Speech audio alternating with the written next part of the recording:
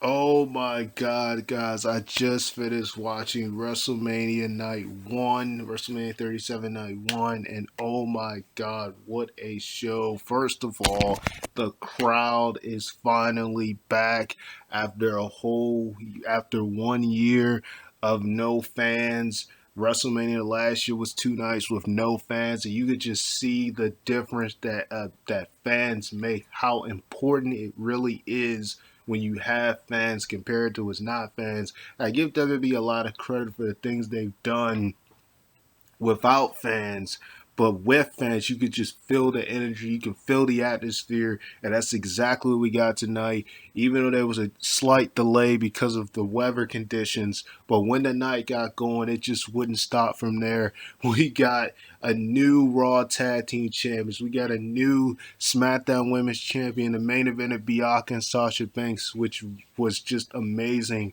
as I expected it to be. The build up wasn't that great, but when the bell rung, they delivered and they just did a phenomenal job as I expected.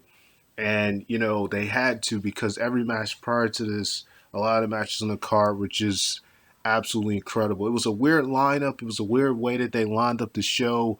But man, when the show got going, you saw Bobby and Drew going at it, while they were doing the delay. We saw a bunch of interviews happen while they were doing the delay. Bobby and Drew were going at it. MVP was saying, this is his moment. They were going at it. Drew was like, we don't have to, we don't, we can go right now. They ended up being the first match of the night, which I was shocked that happened, but they ended up being the first match of the show. And it was pretty good. Drew busted out a lot of belly to bellies on Bobby Lashley. Bobby, he did not, get to hit the spear in this match, but he did actually win with a hurt lock on Drew. But Drew, had most of the offense in this, and Bobby, he got quite a few big things. And Drew actually hit 3 future shot DDTs, and Bobby kicked out of it. Drew also put Bobby in a Canara lock twice in this match, and Bobby managed to get the ropes after the second time he got caught in it. So Drew definitely, you know, he definitely brung it a lot in this match. Took Bobby's to his limits, and they ultimately had MVP get involved twice, which led to Bobby retaining the WWE Championship. But I will say that I was surprised that Bobby retained, but I'm glad he did. Because I didn't want to see Bobby just win the belt and then just drop it straight at WrestleMania. And I was even more surprised they put this as the first match of the night. But Bobby is really the only champion out of this whole night that managed to retain his belt. We saw like literally two title changes tonight that was just insane. We saw two title changes, and there's some more titles on the line tomorrow night. And Bobby just managed to be one of the guys to retain the belt. But this was just a really good back and forth match to open up the show. I don't think the WWE Championship has ever actually opened up the show. I know the Universal title did at WrestleMania 35 back in 2019 with Seth and Brock Lesnar, but I don't think the WWE Championship ever has main evented the has ever actually was the first match on the card. I really, you know, as much WrestleMania as I can think back to, I don't ever remember that happening. So this was really surprising they made this match the first on the card. But for it to be the first on the card, they definitely brung it. Like I said, Drew busted out just about everything he could bust out. You know, Bobby got Drew in a lot of good spots. He actually tried several occasions to put Drew in the hurt lock. The first time he tried it, Drew actually managed to get out of it, but when he got distracted and actually he tried to hit the Claymore on Bobby twice. The first time he tried to hit it, MVP pulled him out the ring. Then the second time, MVP shouted Bobby's name. He got distracted, which led to Bobby locking him in the hurt lock and Drew actually passing out. So I don't think this feud is over, but I'm definitely glad this time around because the last match they had was actually at Backlash, and during that match, it was actually Drew that won the match and retained his WWE title last year at Backlash when the whole Lana thing happened. But this time, it wasn't that way. So you know, I thought it was really good for what it was. Drew actually hit a plunger. It was like a plunger from the top of the from outside of the ring on Bobby when MVP pulled him out. So Bobby, like I said, Bobby himself though, he hit a couple of good moves. The suplex on Drew. It was it was definitely what I expected it to be between these two guys, and Bobby retained. So definitely be interested to see. And I was surprised I didn't see Shelton and Cedric get involved, but at the end, so we didn't get to see a Hurt Business reunion, which Hurt Business reconciled with them getting back together. So that sucked, but it was great to see her retain. And then from there, they went to the women's tag team. We went to the women's tag team turmoil for the number one contender spot of who was going to face Shayna and Nia for night two. And I was pretty surprised they actually started off with Lana and Naomi taking on. Um, they actually started off with Lana and Naomi taking on Carmella and Billy Kay, and Carmella and Billy Kay actually eliminated Lana and Naomi, and I didn't expect that to happen, but they actually eliminated them in the match. They were the first team to get eliminated, and so that was pretty unexpected. And then you had and then from there they actually got eliminated by the Riot Squad. And the Riot Squad then eliminated Mandy Rhodes and Dana Brooke, which I thought at that point once it got to those two teams and stuff, the match really started to pick up. And the Riot Squad looked really good. They had a lot of good double team combinations that they pulled out in this match. They looked really good. But ultimately once Tamina and Natalia got in there, that was pretty much it. Natalia hit like this power bomb on Liv Morgan, and Tamina went for the splash, and they actually ended up winning this match, which I kind of had a feeling they would. It was either going to be them and the Y Squad, and they ended up winning, and now they're going to face Shayna and Nia night two tomorrow. So should be interesting to see if they actually win the belts. Then from there, you had the match at first that I was my match of the night. That wasn't until I saw the tag team match that Bad Bunny was in. But this by far was just a incredible match with Cesaro and Seth Rollins. This is why I said the fans, they just really make such a huge difference when there's fans and attendance. They just make such a huge difference. And you saw it just multiple times with the fans going wild. Even in the opener, you saw half people cheering for Bobby, half people cheering for Drew. Um, the women's tag team order, he really hurt the fans going off in that match. Even in this match, it was Cesaro's support was just insane.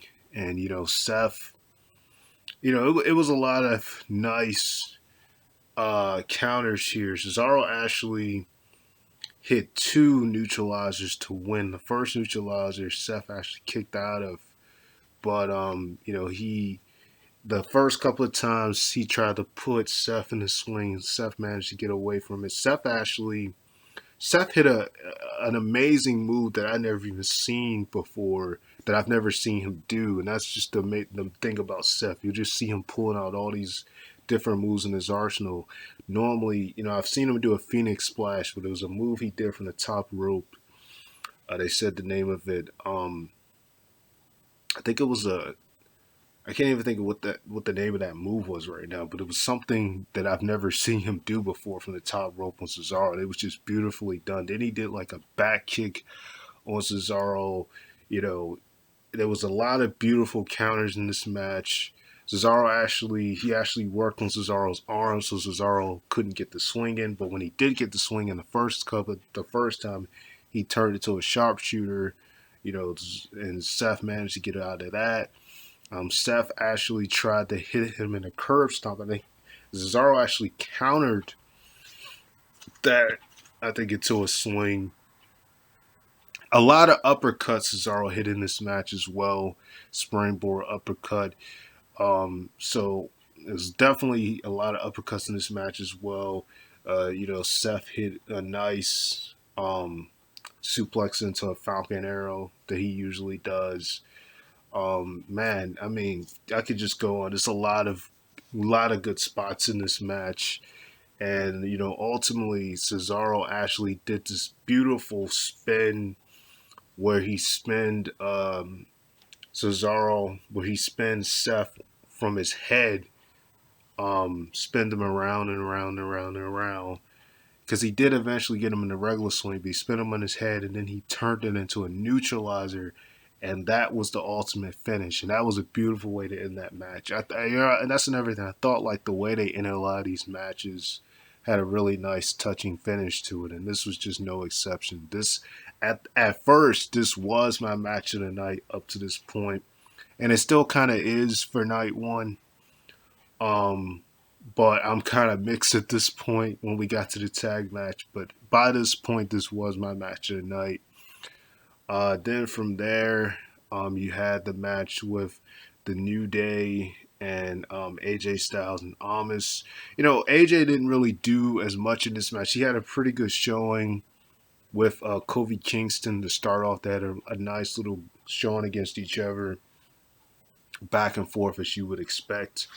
But then from there, the New Day, Kobe. I will say I like the reunion with the New Day and Big E. You saw it backstage prior to the show actually officially starting. Them speaking backstage to that announcer, um, that guy backstage, and then from there, Big E actually did the entrance for them to come out, and so you've seen that actually happen backstage with the New Day. But they pretty much dominated a lot of the match, and what it led into was for AJ to tag Amos, and Amos, when he did get in the ring, he looked really good. I thought the match was okay for what it was, good but not great. Um, you know, I would say AJ's had better performances, than this one, but definitely once Amos got in there, once AJ finally got to tag the Amos, the match really started to pick up, and ultimately Amos actually won for the team. And AJ's now, I believe, a Grand Slam champion. If he wasn't already Triple Crown, he's either Triple Crown and Grand Slam or Grand Slam. So you know, yeah. So when Amos got in there, the match really started to pick up, and the fans actually cheered. They're probably more so cheering for AJ, but the fans are actually cheering once Amos. I thought Amos looked good for when he got in there for the few things that he did. Um, Towards he hit a really nice side slam, and backbreakers on Covey and Xavier. They tried to do drop kicks on him, and none of it affected him. And he ended up winning for the team. Like I said, that ultimately made AJ now like a Grand Slam champion, um, because he's pretty much won every championship in WWE except for the Universal title. So I believe if you win one world title, United States, the Intercontinental, and tag belts, that makes you a Grand Slam. Correct me if I'm wrong, but somebody correct me if I'm wrong, but I think that does make you a Grand Slam, and now he's joined that list of Grand Slams, so that's actually amazing. Um, so yeah, definitely a big moment for them. And then from there, you have and Braun Strowman and Shane McMahon in the steel cage match. Actually, it started off with Braun getting attacked by, which I kind of figured this will happen, by Elias and Jack and Riker. And, throughout the match, Shane McMahon targeted Braun's right knee, right leg, I believe. and it gave him the momentum. But Braun occasionally attacked Shane McMahon. I thought this match was okay. I'm not gonna say it was bad. I thought it was okay. Definitely. You saw a couple of times Braun tossed Shane McMahon through the cage, and when Shane McMahon's in matches like this, he's gonna try to do something crazy, and that's exactly what happened. I mean, it got to a point where Braun was laying down and Shane looked like he was going to climb the top, and he went to a coast to coast. So that was a beautiful part of the match right there. And then from there, um, ultimately, the craziest bump in the match that I think everybody's going to remember the most is the fact that Braun actually tossed Shane McMahon from the top of the cage all the way down, and then he went back down, hit him with the running power slam for the victory. So definitely that is probably the most memorable part of the match. And Braun got the win. Braun actually is undefeated at WrestleMania. I don't think a lot of people have noticed that, but from what I've noticed, I don't think Braun has ever lost because he wrestled his first WrestleMania wasn't until WrestleMania 34. WrestleMania 33, he didn't even have a match at that WrestleMania. Now, if he did, then I'm wrong. I'm sorry. If he was in the Andre the Giant Memorial at WrestleMania 32 and 33, then that's on me for not noticing that he was in those matches. But I don't think he was in the one at 32 though, because he was involved in the whole thing with The Rock and John Cena when he beat Eric Rowan in 6 seconds. So I don't think he was involved in that one, but he may have been in the 33 Andre the Giant Memorial. You know what? Maybe he was, because I know that memorial is the one that Mojo Rawley won, and that was also in the pre-show. But he's had a pretty good winning streak. I'll just put it like that. He won 34 with Nicholas, that kid that was that referee's son, and then he won 35 at the pre-show, the memorial for that one. Then he just won last year, beating Goldberg for the Universal title. So this is like his fifth. This is fourth win at WrestleMania, so that's a pretty good streak for Braun. Braun picked up the victory here. The whole story of this match was that basically Shane kept, teasing Braun, saying he was slow and stuff like that. So Braun picked up the victory. And, it was a feel good moment for him. And then from there, he had the match that I would probably say at this point officially became. I had a toss up of what my match of the night was for this night, and I have to say it's between the Seth and Cesaro match, which just had beautiful counters to this mixed tag team match with Bad Bunny teaming up with The Miz to take on Bad Bunny teaming up with The Miz to take on oh God, what am I talking about? I'm getting tired. Sorry. Bad Bunny teaming up with Damian Priest to take on The Miz and John Morrison. This was absolutely incredible. I mean, Bad Bunny actually started off the match, and you just seen so many incredible things with this man. A tilt-a-whirl he hit on The Miz, hit The Miz with some beautiful punches. I mean, this guy, he did so well in this match, it almost had me thinking that he secretly was a wrestler this whole time. I mean, you could tell he's a longtime wrestling fan. You could tell he trained his butt off in this match. I've seen a lot of celebrities pop up on WWE, and some of them have had some decent performances, and some of them haven't. And he's one of those who his performance was so good that I almost thought this man, actually did wrestle at one point as a professional wrestler, or even, because it was just amazing the stuff you seen him pull out. He pulled a, they call it the Bunny Destroyer. He hit on John Morrison.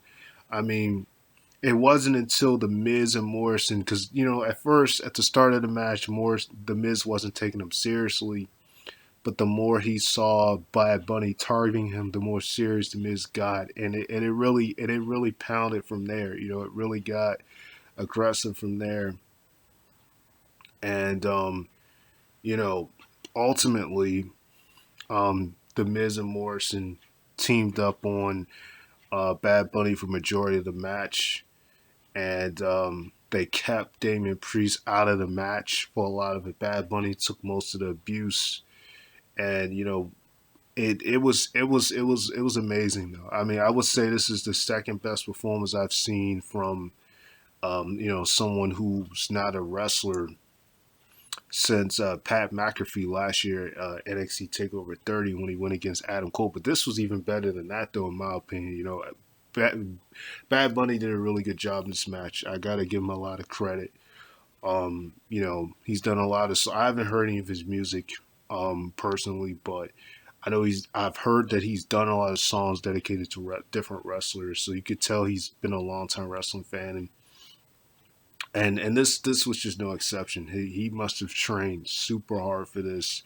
Even you saw Morrison mock Booker T at one point in the match doing a spinner rooney because he knows that that's one of Bad Bunny's buddies, Booker T, because the song he did dedicated to Booker T, and Booker T was like a conversation saying like, "Tell me I didn't just see that." And that was pretty funny. And also, you had Booker T. I forgot to mention Jerry the King Lawler was the commentator during the Braun Strowman Shane McMahon match.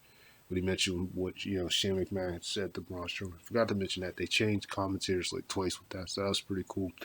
Um, yeah, so it was a lot of cool things here. This just ended up being like my overall match at night. It's definitely a toss up between this and Seth and Cesaro match. But yeah, this was just this was crazy. Um, this was really crazy.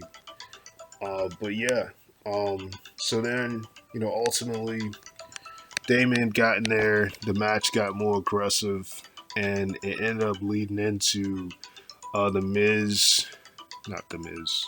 It ended up leading into Damien and Bad Bunny picking up the victory with a beautiful tag team combination that they had in this match. So this match just really got better and better as time picked up. So you know, I got to give hats off to this. I mean, it's a lot. I can just go on and on about this match with everything that happened, and then the main event.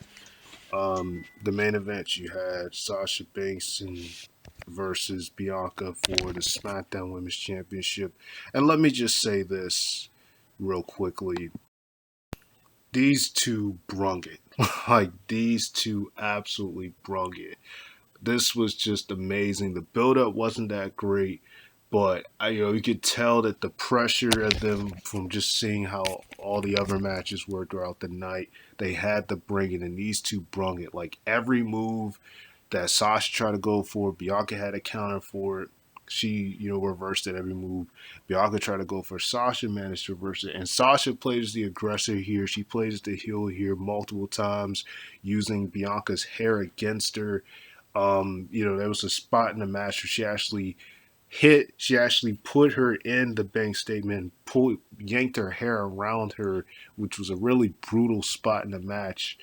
Um, there was a spot where Bianca actually countered. I think Sasha was trying to go for the double knees, and Bianca countered to a power bomb. So that was crazy. There was a spot, in the match where Bianca tried to go for a 450 splash, and Sasha Banks countered that.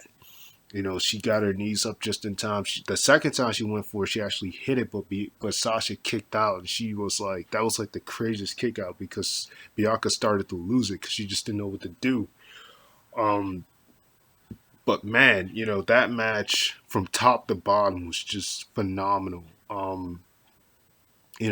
For it the main event night one, you got to give these women credit for a feud that didn't have the best build up. The whole Reginald thing kind of ruined it, but from there, I knew they were going to deliver because whenever Sasha's in the ring with anybody, she's going to bring it at her. She's going to turn it up to 100, and Bianca was no different here. You just saw so many beautiful counters. You even saw that this was just amazing. The first started match, so you know. Sasha went for a tope suicina, and Bianca actually picked her up, brought her back into a ring, and like threw her towards the ring post. It was like a military person threw her towards the ring post. Ring post. I thought that was amazing. There was two times where Bianca tried to go for a moonsault. She missed it the first time, and then the second time she connected. Sasha though multiple times was using Bianca's own hair against her this match. Tossing to the ring post, tossing to the steel steps, targeting her arm. I mean, Sasha was just got more and more aggressive the more that Bianca was managing to kick out. Even when she hit her with the frog splash, and Bianca kicked out, she got more and more aggressive in this. She came out with another new hairstyle. Now it was like kind of green and bluish. So they both had some pretty good entrances when they came out. Just to quickly talk about that, the entrances that I saw tonight, even with Bad Bunny, he came out the car. That was a really amazing entrance. A lot of them had some really good entrances as well. But it just, man, this match, for it to be about a good 10, 15 minutes, not even that long, but for it to main event, I thought it delivered. I thought it really delivered. These two bought it. Um, and I would not mind seeing them go against each other again somewhere down the road. Maybe they'll face each other again in a rematch, SmackDown Women's title. Who knows? But um, you know, Sasha was just extremely got more and more aggressive in this match, and ultimately Bianca again. Like I said, another thing I'll say about this show is just the endings. A lot of these matches had really good endings with the way they ended the match, with the finishes.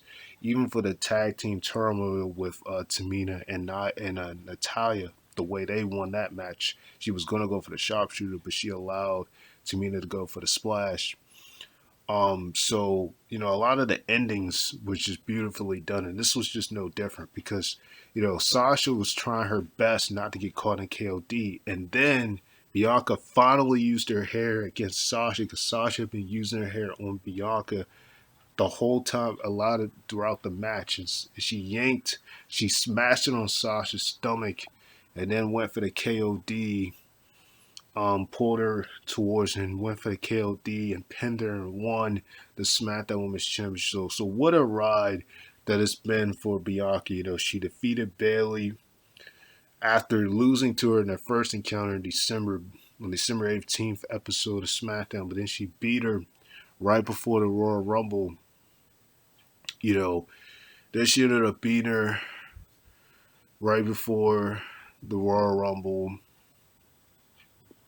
and ultimately, that actually was like the 29th episode of SmackDown, and then after that she won the Royal Rumble, and had a shaky start with Sasha, but we really got to see here what these two were going to be capable of, because it was a dream match a lot of people wanted to see, and it happened, especially after seeing them team up multiple times, both at Fastlane and the Elimination Chamber, both of those pay-per-views, and even prior to that, at Tribute to the Troops, and a couple other times they teamed up. So, really amazing night one. May or may not do a review on night two. Probably, unfortunately, won't be able to fully see night two, but just want to come on here and say that, the crowd is back and the show was good. All right. Started off Red Bastard Flex. Bailey actually had a couple good segments too in this show too. She popped up a couple of times.